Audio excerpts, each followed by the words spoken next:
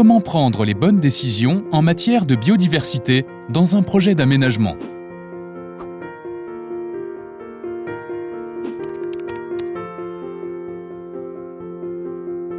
Biodistrict est un outil de diagnostic et d'aide à la décision qui permet d'intégrer la biodiversité dès la conception d'un projet d'aménagement en milieu urbain et périurbain.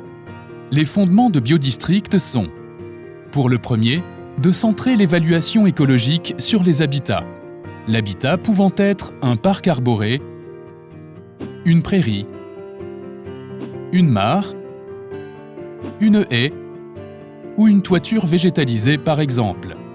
Et ces habitats, ayant des qualités écologiques différentes, ils n'offrent pas les mêmes ressources aux espèces qui y vivent. Pour le deuxième fondement, de réaliser les mesures à l'aide d'un SIG qui fait une cartographie du site. Partant de ces principes, Biodistrict propose une analyse comparative du site avant et après opération en prenant en compte 5 indicateurs. Validés scientifiquement et compréhensibles par tous.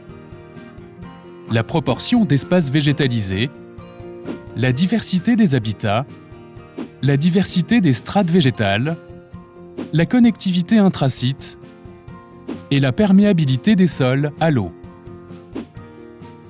Découvrons ces indicateurs en détail. La proportion d'espaces végétalisés. L'objectif de cet indicateur est de déterminer le pourcentage de surface végétalisée présente sur le site. Car plus la surface végétalisée sur le site est grande, plus le site disposera d'habitats favorables à la biodiversité. La diversité des habitats. L'objectif de ce deuxième indicateur est de dénombrer les habitats présents, d'évaluer leurs proportions et leur qualité. Car plus la diversité des habitats est importante, plus le nombre d'espèces différentes susceptibles de s'y installer durablement, lui aussi, est important. La diversité des strates végétales. L'objectif de ce troisième indicateur est d'identifier la présence ou non sur le site de différentes couches végétales. Mucinales ou rases, herbacées, arbustives et arborées. Car une stratification végétale plus complexe, c'est plus de zones d'alimentation, de refuge ou de reproduction pour les espèces. La connectivité intrasite. L'objectif de ce quatrième indicateur est de mesurer les possibilités de déplacement des espèces entre les différents habitats en fonction de la distance qui les sépare.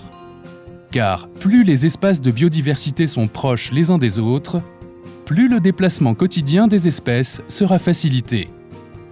Des déplacements quotidiens qui leur sont nécessaires pour accomplir les différentes étapes de leur cycle de vie.